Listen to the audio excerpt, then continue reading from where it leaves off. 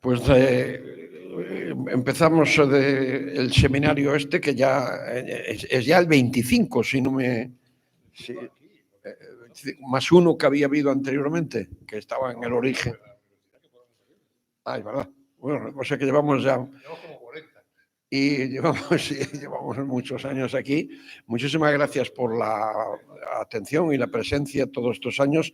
Bueno, yo no tengo que presentar a Tomás, como saben todos, pues es uno de los compositores españoles desde hace muchos años, no solo de mayor valía, sino de los verdaderamente trabajadores. Y diré una cosa que siempre digo, es decir, los que no somos músicos, es una persona que ayuda a que los que no somos músicos nos podamos interesar por la música, entre otras cosas porque habla mucho de sus colegas y escribe sobre ellos. Es decir, que ha contribuido a que los que no seamos músicos estemos enterados de lo que hacen los músicos, ¿no? Porque que no todo el mundo, entre los artistas, ni poetas, ni filósofos, no siempre ocurre eso. Que alguien se ocupa por la... Pues bueno, pues nada, ya le doy la palabra a él. El método que hacemos va a ser el de siempre. ¿Qué te parece? ¿Hacemos eso? ¿Lo hemos decidido de la manera, el coloquio después de tu conferencia o hacemos un coloquio al final conjunto? Eso hemos hecho de las dos maneras, también un poquitín según... En función de cómo lo que dure el mío, vemos si hay tiempo para hacer coloquio. Exactamente. O si no, pues que hable Bárbara y después de Bárbara hacemos el... Perfecto. Esto lo hacemos un poco según el tiempo, cómo vaya. Bueno, por otra parte, como sabéis ya de otras veces, esto es verdaderamente un seminario. Somos pocos, tiene la ventaja, no dependemos de ninguna universidad y gracias a la maestranza se puede hacer esto. Y, por supuesto, aquí cada uno interviene con toda libertad. Es decir, que incluso si alguien está hablando o a alguien se le ocurre, pues total. Y después hacemos un pequeño, no mucho, porque la idea es que a las 2 hemos acabado, las 3 conferencias, y entonces haremos una parada de 15 minutos, no más, a eso de las 12. O después hablas tú, ¿no? Después, pues de la conferencia de Bárbara Jiménez haremos un pequeño corte. ¿De acuerdo?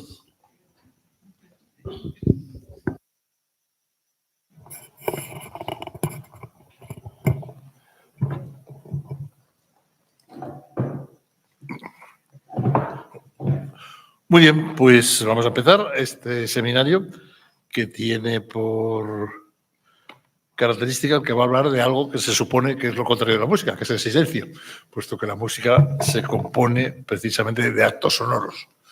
Pero no es verdad, y no es verdad incluso desde sus orígenes, que sea solo acto sonoro, sino que hay muchísimas implicaciones en todo esto. Hay músicas que no suenan, aunque se dice que suenan de otra manera. Y tenemos todo el problema, por ejemplo, de la música, de armonía de las esferas y de todo esto, de la cual hablaremos también un poquito. Pero, sobre todo, bueno, voy a hablar de determinadas obras recientes que o bien implican el silencio en sí como elemento que tiene que ver con la música y con lo sonoro, o bien que especulan sobre determinados aspectos. Voy a poner una mía que no tiene nada que ver con el silencio, pero sí con la transmisión del sonido en condiciones que no son las mismas de las habituales. Digamos que los antiguos no concebían el silencio en función de la música ni la música en función del silencio. Y por antiguos me refiero, pues probablemente hasta finales del 18. Porque, por supuesto, desde los griegos, etcétera, etcétera, porque para ellos, si la música tenía texto, y gran parte de toda la historia musical, desde los griegos hasta que empieza lo que se llama la música pura en el barroco, dependía del texto. Y utilizaban los silencios del texto como elementos prosódicos, pero no como un instrumento, digamos, de artificio musical, que esto se inventa muy tarde. En ese sentido, por ejemplo, toda la música griega, que prácticamente toda era vocal en algún aspecto, y sobre todo el teatro se hacía, la ópera se inventa mucho después porque intentaban rehacer cómo era el teatro griego y se les ocurrió eso, ¿no? era un teatro que tenía música y que la música dependía mucho del texto y por consiguiente, si había un silencio, el silencio era prosódico, no era un silencio de estructura musical. Sin embargo, cuando empieza la música propiamente instrumental a solo, que esto no viene mucho más allá del Renacimiento, quizás por irnos muy lejos, pues ya hay un momento en que ciertos elementos que tienen que ver con con el hecho del no sonido, del silencio, pues se utilizan de una manera estructural. Esto se va descubriendo poco a poco y yo creo, o estoy persuadido, de que gran parte de la culpa, entre comillas, de ello la tiene el teatro musical, porque el teatro musical depende del texto y el texto musical, que al principio era sobre elementos que tenían que ver con la antigüedad, con el mito, etcétera, y no tenía mucho que ver con, digamos, con las sensaciones o los sentimientos humanos, pues se adaptaba a aquello. Pero de repente ya en el 18 y con Händel y otros autores, pues se va intentando decir algo más desde un punto de vista emotivo que lo que cuenta en la historia mítica, ¿no? Y en ese sentido, pues empiezan a utilizar el silencio de una manera expresiva y no solo con los elementos prosódicos, que están presentes mucho más en todo caso. Porque es curioso que, autores que destacaron igualmente en el campo operístico, en el campo instrumental, no lleven esto que sí está presente en sus óperas al terreno instrumental. Y un ejemplo clarísimo es Mozart. Mozart no utiliza prácticamente nunca el silencio estructural en su obra puramente instrumental. Sí la usa en las óperas y está clarísimo en muchos aspectos estructurales, pues de óperas como Don Giovanni, donde es clarísimo que el silencio tiene una función que va más allá del propio texto. Ocurre lo mismo con la flauta mágica y, por supuesto, sobre todo con esa obra filosófica que es Così fan tutte, ¿no? Pero en cambio en su música instrumental esto no ocurre y sí ocurre de una manera clarísima en Beethoven. Beethoven es probablemente el que inventa el silencio como elemento de estructura del sonido. Y esto está muy claro en obras suyas que no son dramáticas, pero desde el punto de vista instrumental. No tienen nada que ver con la ópera. Por ejemplo, si cogemos la obertura de Coriolano, que la llama obertura, pero es un poema sinfónico que todavía no se ha inventado lo que es el poema sinfónico. Ahí está clarísimamente cómo esto se utiliza, pero está también incluso en una cosa tan primera como es el Prometeo, que viene del ballet Las criaturas del Prometeo, como está en Egmont y como está en las sinfonías.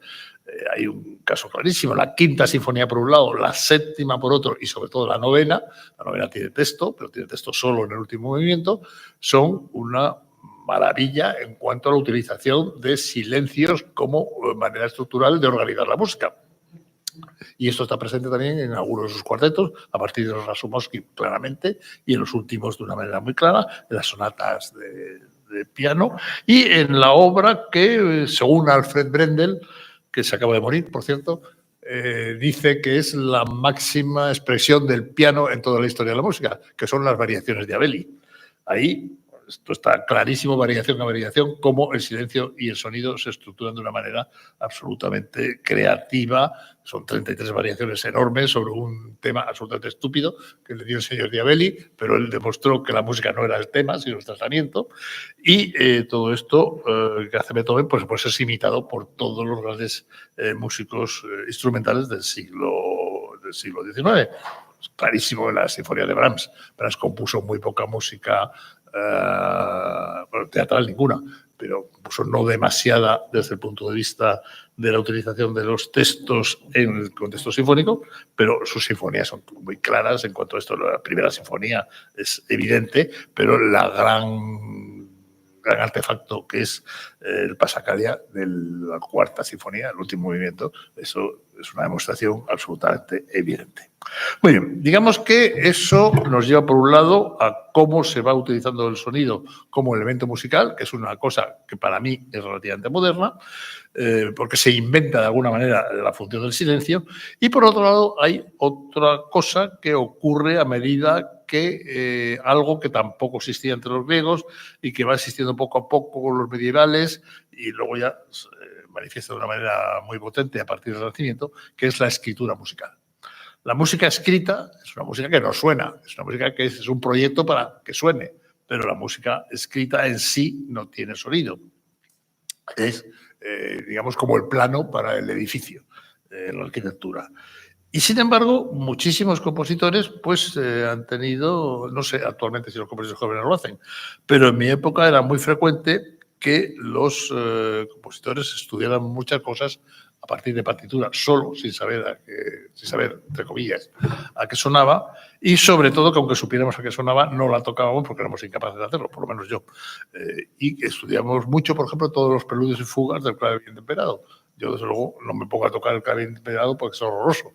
Como violinista estudiante, era capaz de tocar las partitas y las sonatas de violín solo, quitando la chacona, que no me atreví nunca a tocarla, pero desde luego, un teclado yo no me puedo poner a tocar los preludios y fugas del clave bien temperado porque sería una masacre absoluta, ¿no?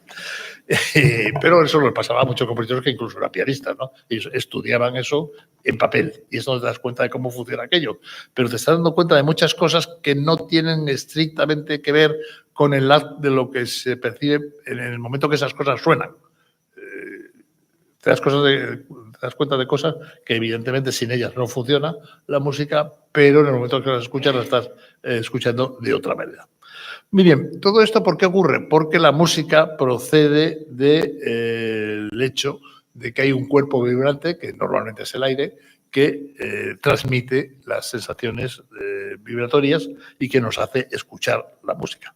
Sin ese medio vibrante, luego hablaremos de las cámaras anecoicas y todo esto, pues realmente no existe música porque no se puede escuchar. Pero estamos muy acostumbrados a escucharlo con el medio vibrante del aire. Toda la música se transmite a través del aire. Y, bueno, pues estamos también acostumbrados a escucharlo de una manera relativamente cercana a cómo debería sonar, porque la propagación del sonido en el aire es de 343 metros por segundo. Pero eso es a 20 grados Celsius, a 0 metros al nivel del mar, y realmente a partir de ahí, pues eso varía mucho. Por ejemplo, a 0 grados, este sonido que se programa normalmente a 20 grados a 343 metros por segundo, solo recorre 331 metros, que es bastante diferencia. Son 12 metros menos en un segundo cuando la temperatura es así. Y se ha calculado que por grado Celsius que suba, más o menos hay un poco más de 50 centímetros de ganancia, digamos, ¿no? Pero es que no es el único medio por el cual se puede hacer vibrar el sonido, porque el sonido se transmite, por ejemplo, a través de cualquier otro tipo de material que pueda vibrar. Y en el agua, por ejemplo, pues se transmite a una velocidad que es infinitamente mayor, es 5 veces mayor que la del aire. Un sonido musical en el agua recorre 1943 metros por segundo. Frente a los 343 es muchísimo más, ¿no? En la madera, por ejemplo, un poquito más que en el aire, 399 metros por segundo. En el aluminio, nada menos que 5.000 metros por segundo. En el vidrio, 5.190. Y en el acero, 6.099. Bueno, todo esto, decimos, ¿tiene que ver con algo? Pues sí, tiene que ver con muchas cosas que percibimos de otra manera, porque evidentemente tendríamos que estar muy lejos para percibir las diferencias entre cómo se transmite un sonido por aire, por agua, etc. Pero sí tiene que ver con la acústica de los sitios. Según qué materiales tenga, la acústica nos parece que es diferente. ¿Por qué? Porque se suman todo este tipo de vibraciones y una acústica buena tiene que tener en cuenta si hay madera, si hay, aparte que el aire a qué temperatura suele estar, etcétera, etcétera. Y por eso, bueno, si algunos recuerdan aquella conferencia magnífica que se hizo sobre la sonoridad de la propia sala donde ayer escuchamos el concierto, que la hizo el mismo ingeniero que es el responsable de la Scala y del Liceo, que algo es algo, ¿no? Pues él habló un poco también de esto, ¿no? De manera que, digamos que el silencio, al final, ¿en qué se convierte? Pues el silencio se convierte en un espacio de contemplación. La música resuena más profundamente en este espacio de contemplación y es el canal por el que se alcanza al final el verdadero silencio, ¿no? Y dentro de todo esto, pues hay cosas que se pueden utilizar de una manera teórica, de una manera teórico-práctica, que tiene que ver con el trabajo del compositor. Y yo les voy a poner ahora un ejemplo de algo que tiene que ver con el llamado canal Sofar, que les explico ahora lo que es el canal Sofar. Y que he utilizado de una manera creativa, no de una manera simplemente como funciona físicamente, porque físicamente nos tendríamos que meter en una serie de elementos que no podemos para poderlo escuchar así, pero que yo lo he hecho de alguna manera. Canal Sofar se llama Sofar, como suena, no porque esta palabra que suena un poco así a cosa como hindú y como esotérica, no tiene nada que ver con el esoterismo, es pues el acrónimo inglés de Sound Fixing and Ranging Channel. Y es un canal de sonido profundo que tiene el agua. Y que además es muy curioso porque esto no se ha descubierto hasta 1940, en que hay unos señores que se llaman Maurice Ewing, Stanley Wong y Leonard Brzezinski, que independientemente de cada uno lo descubren. Y lo descubren porque son oceanógrafos.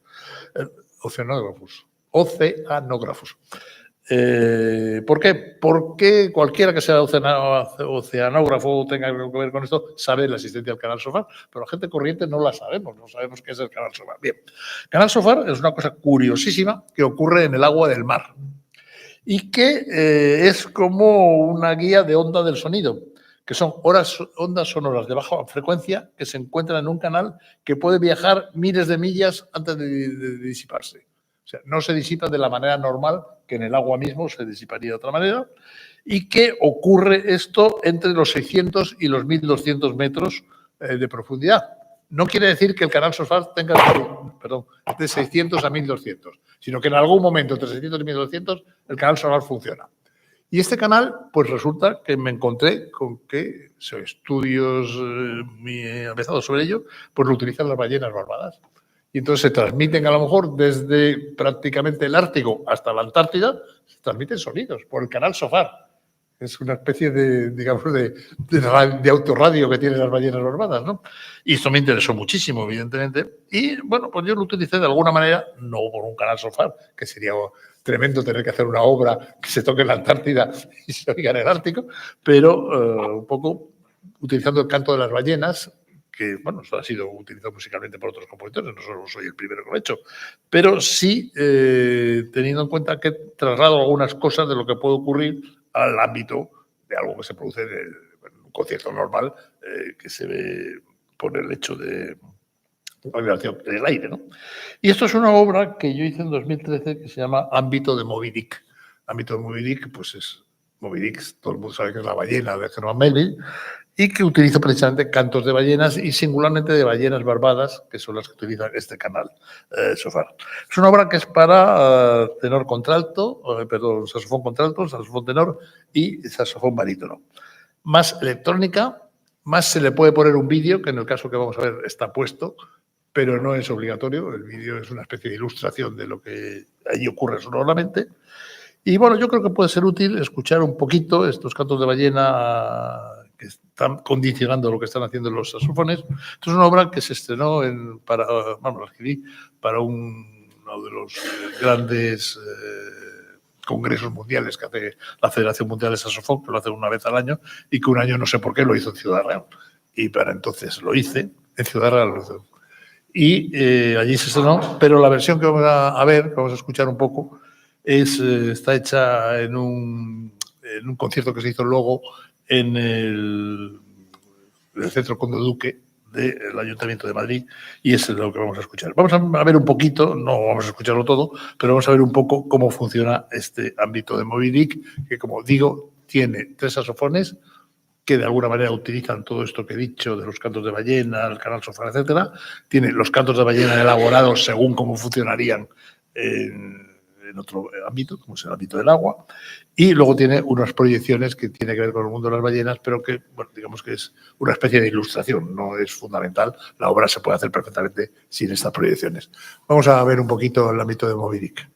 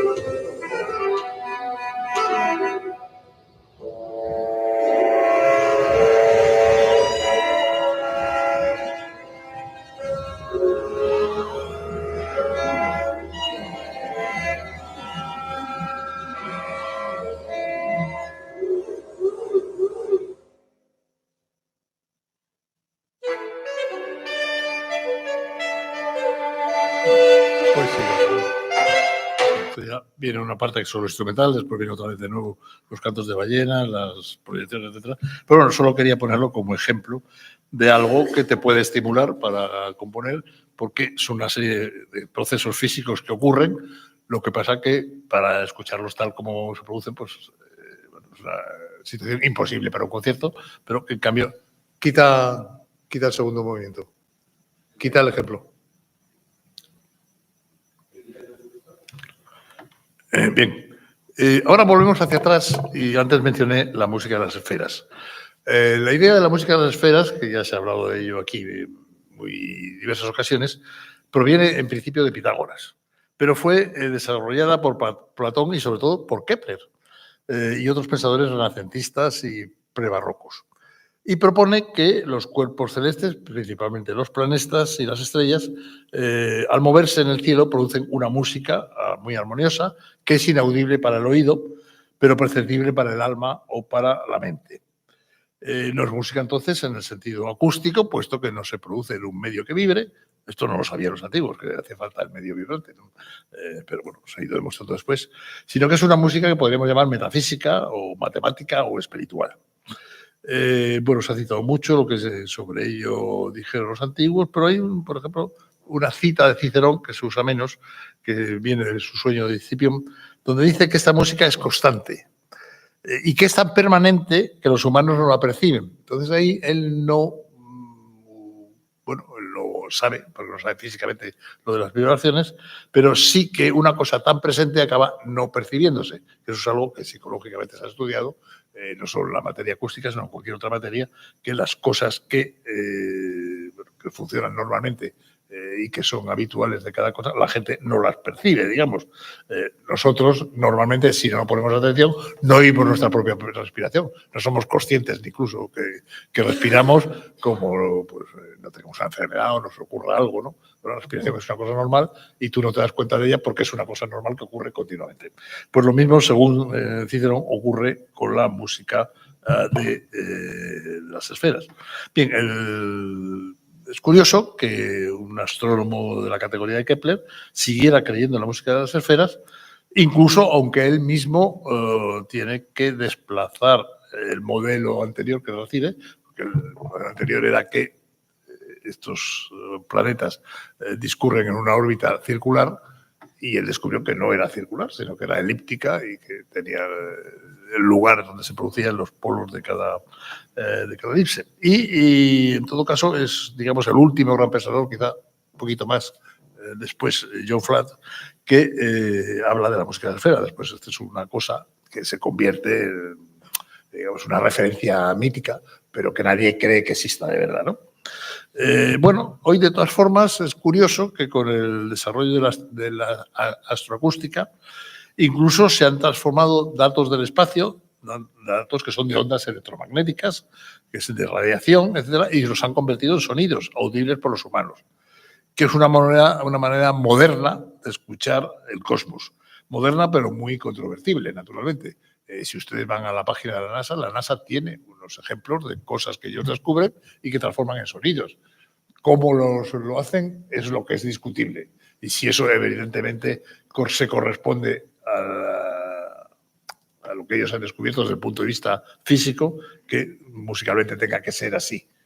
Sobre eso hay una discusión grande que, bueno, pues no me meto en ella porque tampoco es así especialmente relevante, pero sí es verdad que mucha gente que va a la página de la NASA se cree a pies juntillas, como se creía lo de la música de las esferas, que así suena el universo, ¿no? Así no suena el universo porque no está en un medio vibrante. Y en el espacio interestelar no hay nada que pueda vibrar, luego no hay sonido, ¿no? Pero también se puede hacer música sin sonido. Bueno, he descubierto ahora al llegar aquí a ver el programa que Isabel Puente y yo coincidimos en la famosa obra de Cage 433. Bueno, de todas formas voy a hablar un poco de 433, voy a poner un mínimo ejemplo, porque luego ya la va a tocar, entre comillas, el día que haga su conferencia-concierto. 433 es una obra compuesta en 1952, es decir, una etapa muy primera de John Cage, que dura exactamente 4 minutos y 33 segundos, por eso se llama 433. Y durante ese tiempo el intérprete no toca absolutamente nada. está delante de un piano o de otro instrumento, porque puede ser para cualquier cosa, y no hace nada. Hay 3 movimientos que puede indicar con movimientos suyos que empieza cada movimiento, pero que no toca absolutamente nada. Y, bueno, frente a su instrumento, marca cada movimiento y se levanta al final. Bueno, ¿qué ocurría en 1952 y 1960 y 1970? Pues que cuando se hacía 4,33 se escuchaba, pero muchísimas cosas, sobre todo insultos. Pero bueno, se escuchaba a la gente, se escuchaban los ruidos, se escuchaba la gente que se toma a pitorreo, etcétera, etcétera. Pero ¿qué pasa con todo este tipo? Y además eso es lo que quería Cage, que Cage quería demostrar que el sonido absoluto nunca existe, porque siempre hay algo que lo perturbe. Cuando no hay un sonido musical, o incluso cuando se está tocando música, se están escuchando otro tipo de cosas que están ocurriendo al mismo tiempo. Una puerta que puede chirriar, una cosa que se cae a alguien, el papel de un caramelo, que esto es frecuentísimo en los conciertos y que es lo que más suena del mundo, el papel de un caramelo. Las toses, naturalmente, que en el Auditorio Nacional sabemos que es habitual, y muchísimas más cosas, ¿no? Pues bueno, John Cage lo que quería poner el acento sobre eso, de manera que él decía que no existía nada que no tuviera un sonido y que por consiguiente el sonido de 4,33 es el que se produce cuando se está tocando. ¿Pero qué ha ocurrido con el tiempo? Pues que todo el mundo sabe que es 4,33, es una obra que se ha convertido en un ejemplo mítico, igual que el urinario de Duchamp o cosas así de la historia del arte. Y hoy día la gente, pues si va a escuchar 4,33, la escucha como si fuera, no sé, estuviera viendo la Capilla Sistina o escuchando el cuarteto con 2 violonchelos de Schubert, ¿no? De manera que, por ejemplo, les voy a poner un momento, porque luego como Isabel la va a tocar entera el día de su conferencia, donde hay un pianista, y es un pianista de hace ya varios años, que no se oye absolutamente nada. Hay un ruido de fondo que tiene la grabación, pero es de la propia grabación. Y bueno, es triste ver cómo el señor no hace nada, pero tampoco se escucha nada. Vamos a verlo un momento. And now, a performance of John Cage's 433. Please welcome our soloist, William Marks.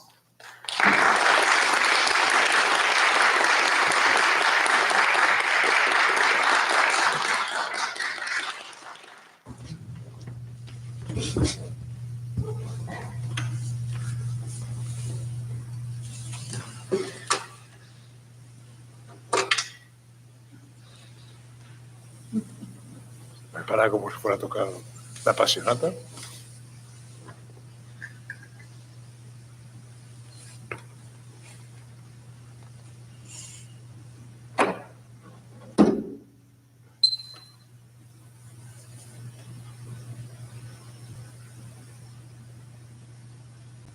Bueno, y así va a transcurrir todo el 4,33, dando la entrada a cada movimiento. No puedes citar.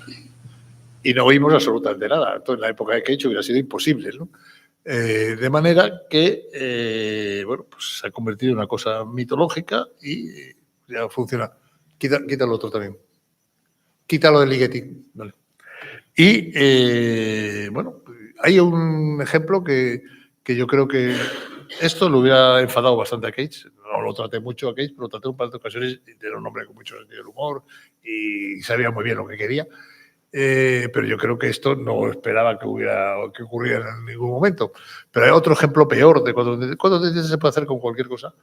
Yo me acuerdo que cuando yo trabajaba con la gente de ZAG, hicimos el famoso viaje al Morox.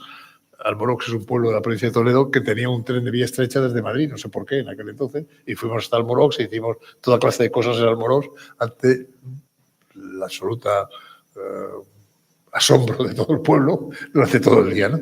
Y hicimos varias versiones del 433 y yo hice una con un reclamo de caza que tampoco sonaba absolutamente nada. Pero lo que me refería a cómo se ha convertido en una especie de cosa mitológica, que hay por ahí, en internet se puede encontrar con cierta facilidad, hay una grabación de Kirill Petrenko, que es un director que es bien conocido, con la Filarmónica de Berlín, que son 120 músicos, un director famoso y 1.500 personas, en lo que no se oye absolutamente nada durante todo el 4,33. Bueno, se hubiera muerto de vergüenza el señor John Cage y hubiera roto su obra, ¿no? Si ve que eso puede ocurrir, ¿no? Porque lo que quería era otra cosa, no era una provocación, tanto por la provocación en sí, sino demostrar que hay sonidos fuera de lo que es una interpretación musical y que esos sonidos para él son tan relevantes como la propia música, ¿no? Bien, bueno, yo debo contar también con 433 que creo, perdón, esto es una cosa que no se debe hacer, tener encendido el teléfono, pero que le ocurre a todo el mundo.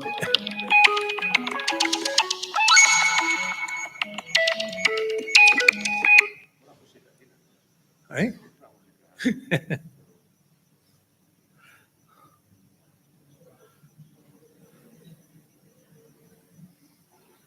Vale, pues ya no vuelve a sonar. Bueno, yo creo que soy, y lo he descubierto después porque no, tampoco lo hice con esa intención, la única persona en el mundo que ha radiado 4,33. En la época en que yo estaba en Radio Nacional, es decir, en los años 70 más o menos, tenía yo un programa de música contemporánea que además explicaba muy bien todo lo que ponía y expliqué muy bien que iba a radiar 4,33 y en qué consistía 4,33, que radiofónicamente consistía que durante 4 minutos 33 segundos no se radiaba nada, la onda portadora nada más, pero no había sonido ninguno. Bueno, esto tuvo muchas consecuencias, la cantidad de gente que llamaba que se ha estropeado la emisora, una cosa que ocurría con cierta frecuencia. No, que estoy oyendo por la bola del mundo, pero tampoco se oye por Navacerrada. Bueno, total, que la gente creía que había una avería, o algunos se enfadó, pero no muchos. Y hubo ciertas personas que me habían oído en el programa y que yo había explicado qué era y que escribió que muy bien que se radiara 4,33 porque eso se hacía solo en concierto y tal y cual. No me echaron de la radio ni nada, entre otras cosas porque creyeron que era una avería y el jefe de música de entonces de la radio, que era Enrique Franco, que era amigo, sabía que lo iba a hacer y me había dado sus bendiciones y lo echó por el lado de la avería, ¿no? Y no pasó nada más, ¿no? Siento no saber ni exactamente la fecha en que lo hice, porque lo hice dentro de un programa y no me pareció que estaba haciendo nada histórico. Pero después todo el mundo que de la radio, con el que hablo, dice, pero eso no se ha radiado nunca, tenías que decir cuándo fue. Digo, sí, fue en los años 70, pero yo qué sé cuándo fue, ¿no? De manera que, bueno, pues por lo visto hice con 4,33 una cosa que no se había hecho nunca y que al parecer tampoco se ha hecho después. Pero, bueno, digamos que todo este tipo de música sin sonido nos vuelve a retrotraer lo mismo. Cage decía que el sonido existe siempre. No a lo mejor en la propia obra, pero sí en el entorno que provoca la obra. Y todo esto pues lo podemos demostrar de alguna forma si tenemos la posibilidad, no voy a decir la suerte porque es una experiencia que no es agradable, que es entrar en una cámara anecoica.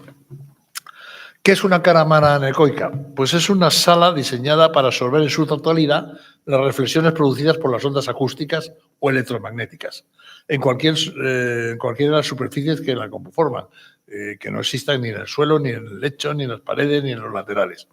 A su vez, la cámara se encuentra aislada del exterior de cualquier fuente de ruido o de influencia sonora externa. La combinación de estos factores implica que la sala emule las condiciones acústicas que se darían en un campo libre, ajeno a cualquier tipo de efectos o influencias de la habitación, fruto de esas reflexiones del sonido.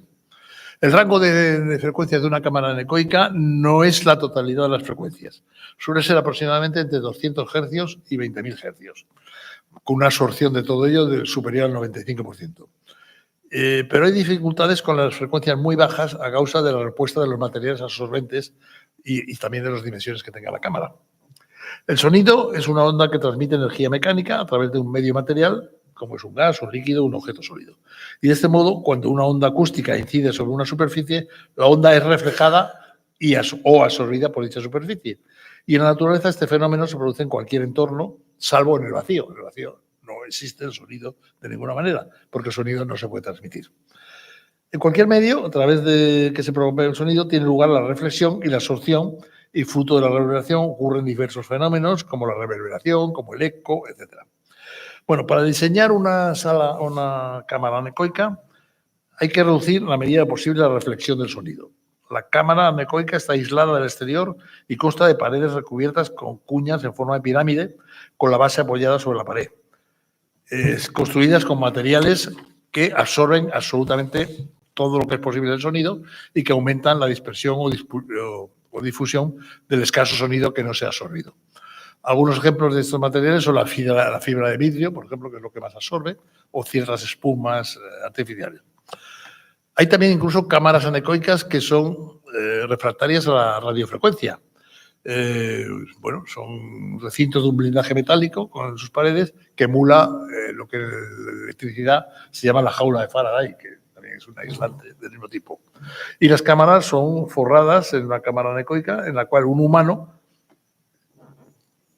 tiene una sensación muy especial. Yo he estado una vez en una sala anecoica porque uno de los grandes músicos del momento, que era maestro mío y que hoy día está injustamente absolutamente olvidado, que era Gerardo Gombau, estaba trabajando con el Instituto Roja para hacer una cantata que hizo y que era magnífica sobre la inauguración de una losa de ensayos sobre el peso de los materiales, ¿no?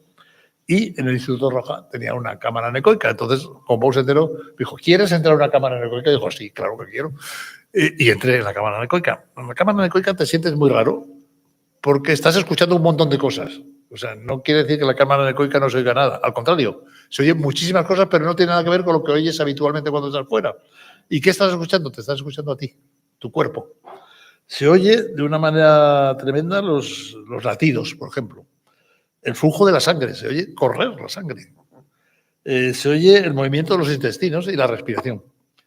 Y puede producir determinadas cosas. A mí no me las produjo, pero dicen que puede, bueno, advirtieron al entrar, que la ausencia de sonido ambiental puede generar una sensación como de desorientación, de pérdida de referencias espaciales, de no saber dónde estás, e incluso de sonidos que no existen, que son fantasmas y que se producen por tu propio cerebro. Bueno, a mí no me ocurrió aquello, sino simplemente que escuché cosas muy raras, sonidos muy agudos, que me dijeron que eran los de la sangre, sonidos muy graves, que eran los de la respiración, y sonidos que no había oído nunca y que no he vuelto a escuchar, porque en la vida normal no se escuchan.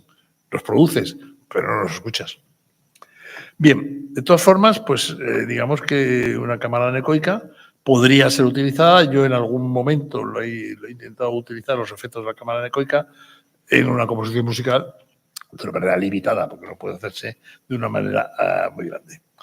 Bueno, realmente eso no podría ser música, y muchas músicas de este tipo no serían músicas, sino que lo que sería escucha, que es distinto.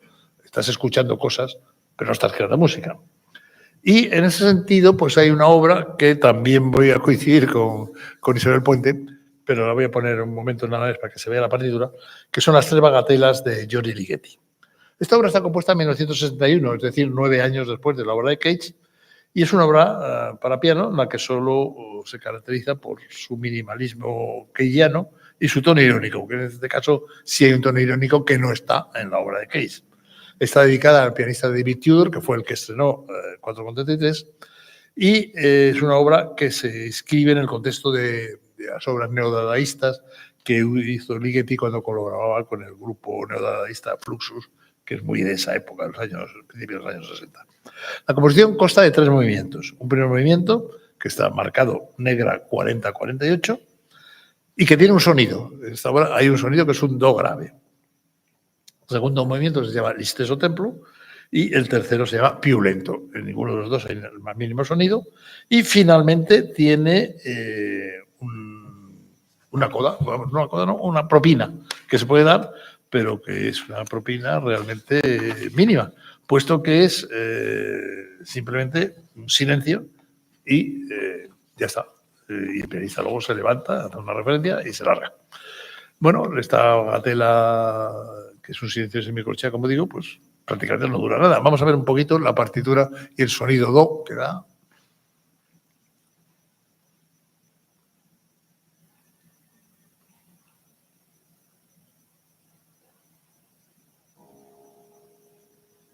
Ese do sostenido es el único sonido que habrá. No está tocada la obra, es la partitura. El sonido do sostenido nos lo dará Isabel. Entonces eso es todo lo que es el primer movimiento. De ahí saltará al segundo.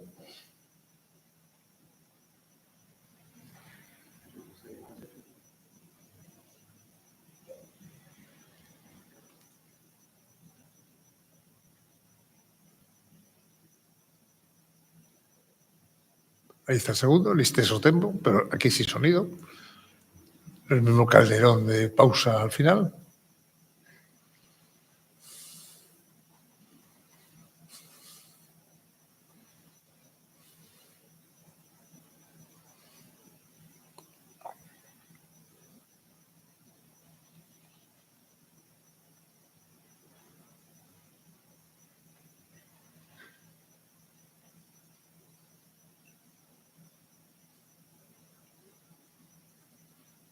Y aquí tenemos el tercero y la propina.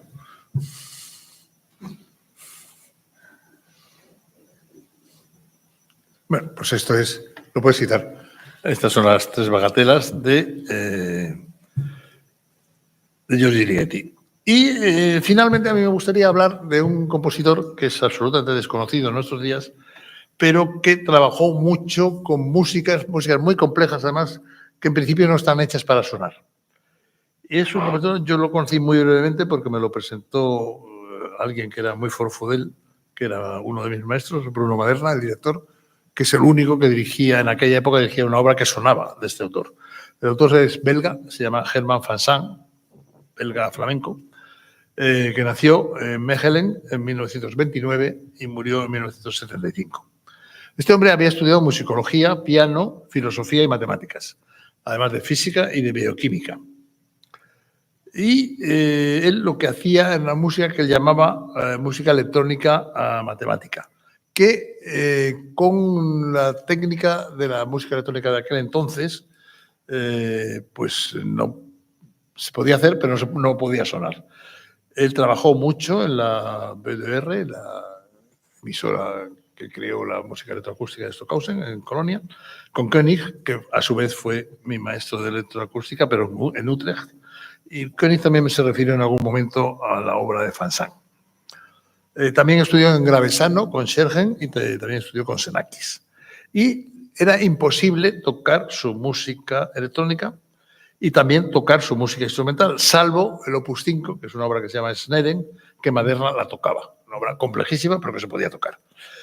Tras su muerte, resulta que gran parte de esa obra, que era intocable, con la digitalización sí puede hacer sonar algunas de sus fórmulas matemáticas en un proceso electrónico, pero digital. Pero gran parte de su obra pues, la destruyó o desapareció. Y hoy día pues, está estudiando un poco, que fue lo que hizo Herman van Sant, porque fue alguien muy fascinante en un momento en que él iba a Darmstadt, por ejemplo, donde Maderna le tocaba y donde lo que se llevaba era el serialismo integral, pero no este tipo de formulaciones matemáticas, que él basaba un poco en Xenakis, pero con la diferencia que lo de Xenakis sonaba y lo suyo no podía sonar. Como digo, hoy día se está estudiando de otra manera, probablemente dentro de unos años conozcamos más de Herman van Sant y sobre todo oigamos más cosas de él, que hoy día es muy difícil escucharlas y antes era imposible de escuchar. Y realmente pues con esto pues, un poco cubríamos una serie de problemas que hemos visto en torno a la música que no suena o al sonido que no suena o a cómo suena de manera diferente según los sitios en que se produzca el sonido, porque hemos visto desde músicas que no suenan en absoluto, como puede ser 4/33, hasta músicas que suenan espiritualmente, como sea la música de las esferas, o bien a músicas que en elementos vibrantes diferentes al aire pues funcionan de otra manera. La utilización del canal SOFAR, por ejemplo, pues se podría ver de qué manera se puede utilizar en otras obras. De manera que con esto voy a terminar esta exposición. Después, si quieren, pues me preguntan lo que sepa responder, lo que no sepa no lo responderé, o dialogar o discutir las cosas que he dicho. Y yo creo que, como hemos dicho antes con Víctor, pues ahora pasamos quizá a la exposición que nos queda en este momento y que va a ser la segunda de la tarde, perdón, de la mañana. Y después, si acaso, hacemos una reflexión conjunta sobre las dos ponencias, que creo que son diferentes, y después haremos el descanso antes de la tercera final. Así que, la profesora Jiménez Pazos va a tener ahora la palabra y nos va a ilustrar sobre otras cosas, evidentemente.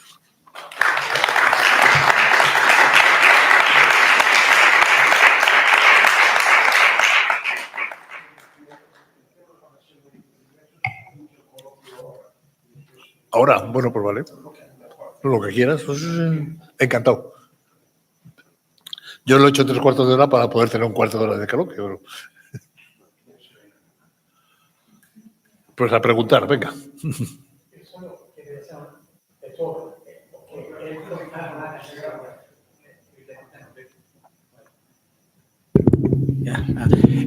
Evidentemente Beethoven, como gran trabaja mucho con, pero también Mozart, hay obras de Mozart que también hay esta... Pero sobre todo las teatrales.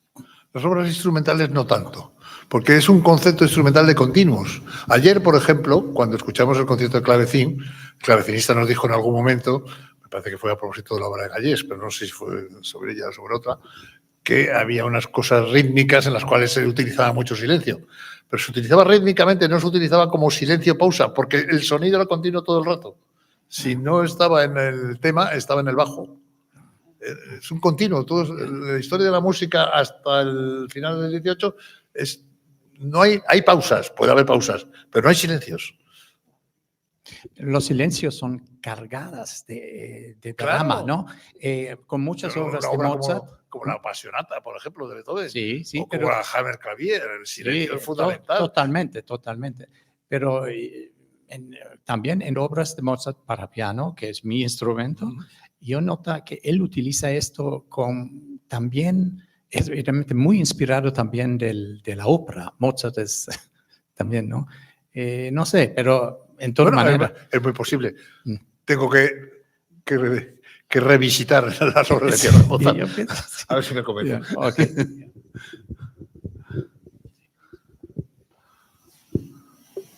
Javier. Sí, una pregunta muy breve. ¿Los silencios tienen timbre? Los silencios tienen timbre según. Si la obra en la cual se están situados tiene una intención tímbrica, el silencio la tiene también, evidentemente. Y eso está muy claro, por ejemplo, en una obra absolutamente diabólica de tocar, que son los Nomos Alfa, para solo de violonchelo de Xenakis. Hay silencio y música, están entregados de tal manera que influyen directamente sobre el timbre, ¿no? O sea que sí que tienen timbre los silencios. Gracias, Tomás, Tengo muchísimas cosas apuntadas y no quiero alargarme mucho. No sé cuál de ellas elegir.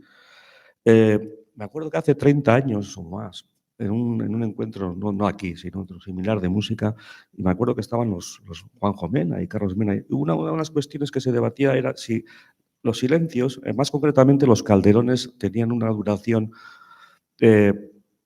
una medida, o eran puro arbitrio en ese caso del director o del intérprete. Esa es una pregunta técnica que te quería hacer. En general, ¿cómo en la composición Bueno, es que yo creo que el silencio, si es un silencio estructural dentro de la obra, es según lo que haga el director también con los sonidos. Tiene que tratar los silencios de la misma manera. Sí, no, pero no es una pregunta que me quiero alargar, es simplemente que algunos decían que no medían el silencio, simplemente lo dejaban ahí al arbitrio y daban la siguiente entrada, y otros que interiormente medían el silencio. Es que los silencios no medidos acaban siendo pausas. Vale. Que no es lo mismo. Vale. Y una pregunta ya más filosófica.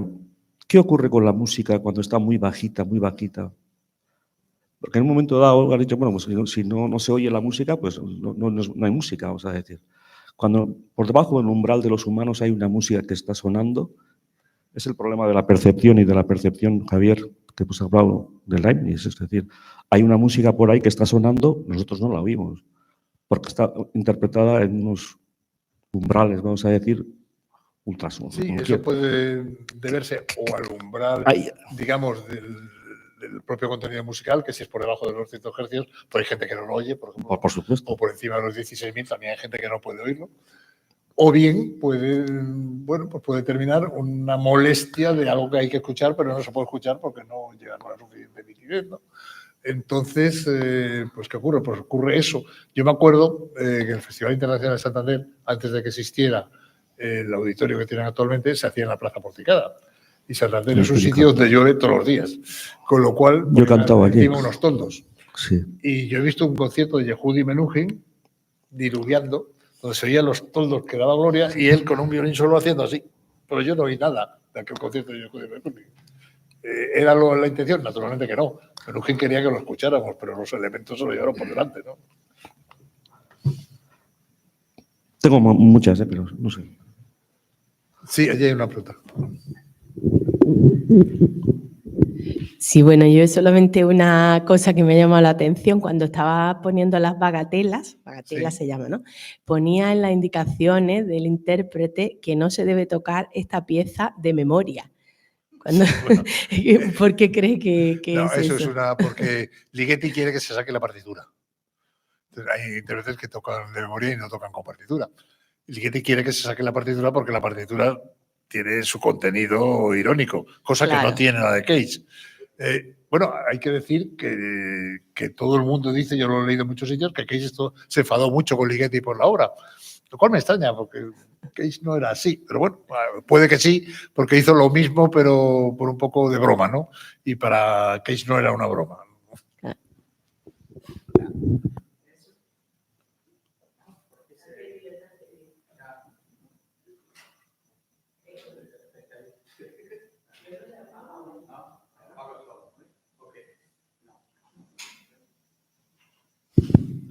Ahora sí. Sí, sensible. Es una cosa que es muy importante con Cage. Yo haciendo recién un concierto que se llamó Música de Silencio, que fue, Cage fue el corazón en el programa.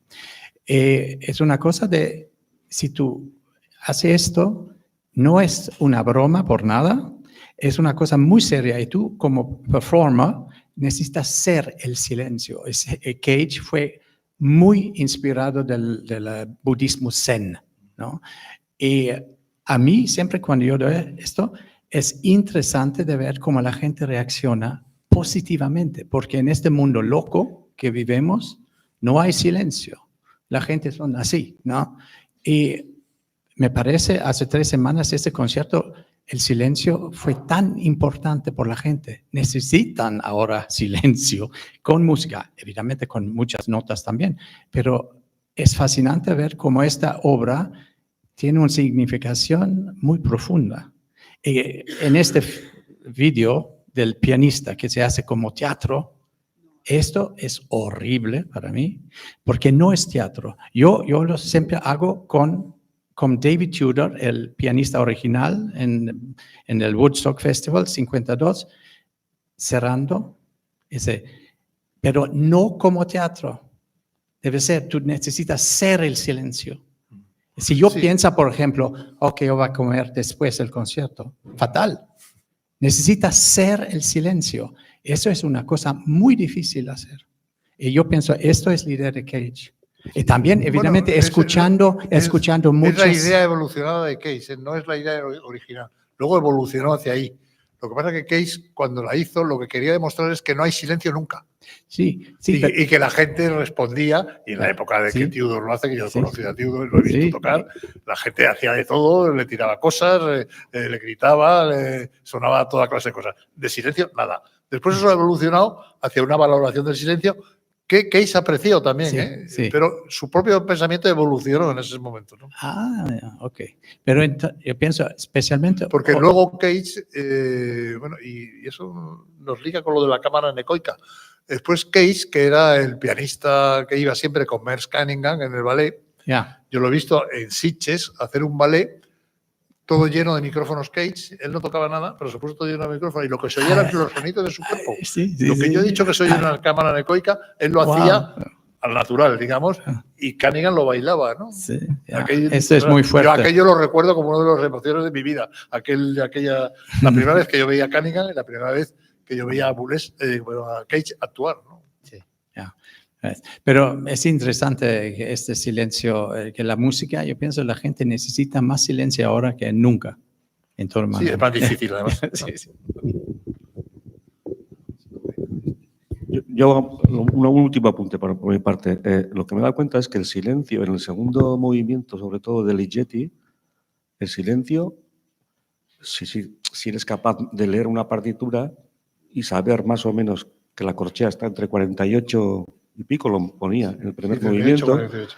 el segundo a stesso tempo, pero ya sin nota, te está dirigiendo el sonido. O sea, sí, es que el silencio Ligeti, lo mides, porque el ser humano tiene que, es un contador. Que la obra de Ligeti es muy diferente de la de, de Cage, pareciendo lo mismo, ¿no? Y entonces hay un silencio de creo que es de redonda, ¿no? En el compás con el calderón. el tempo es 48 la corchea más o menos, es decir, que tú estás escuchando el silencio, pero a un tempo. Sí, sí. La obra de Ligeti tiene No es su tempo. no es un escuchar Igual que la otra tiene. sin tienes que ritmo. hacer- igual que Hay un la de- silencio con ritmo. Igual que la de Key la tienes que hacer con un cronómetro. Porque tiene que durar 4.33, no puede durar 4.34 ni 4.31. ¿no? Pero ahí no te indica el tempo. Es que no sé la partitura. No, no la he indica visto. tempo. La de Cage no indica, pero esta sí. No está- Esta te lleva. Sí, y de hecho hay como un recorrido, o sea, en silencio tú haces un fraseo. Eso es. Tú haces un fraseo y llegas, porque se puede frasear en silencio también, y llegas a un calderón Es que estamos expresivo. estamos porque- diciendo cosas muy fascinantes Sí, que no se habían dicho hasta es ahora. que puedes expresar, o sea, Sí, Ligeti evidentemente, ¿no? te está invitando Por eso a he hacer... dicho desde el principio frasear que en la obra de silencio Ligeti me parece- persigue cosas absolutamente distintas que lo que persigue Cage, ¿no? Sí, completamente diferentes. O sea, desde el punto de vista de un intérprete, la obra de Ligeti te permite crear, estás creando, primero porque tienes una nota que tienes que tocar con cierto timbre, matiz. Y el segundo movimiento también, ¿eh? Sí, por que no hay eso. nota. O sea, que en la obra de No, no hay Ligeti nota, tú pero hay un creas. En Cage transcurre tiempo, que es lo que él te pide. Y bueno, estás contando tiempo, ¿no? Pero no estás haciendo un fraseo, por tempo ejemplo. musical. No estás haciendo una construcción musical como en la obra de Ligeti. Si os parece, como esta conversación creo que se va a ir repitiendo estos 3 días, con seguridad. Por consiguiente, pasamos a la segunda conferencia.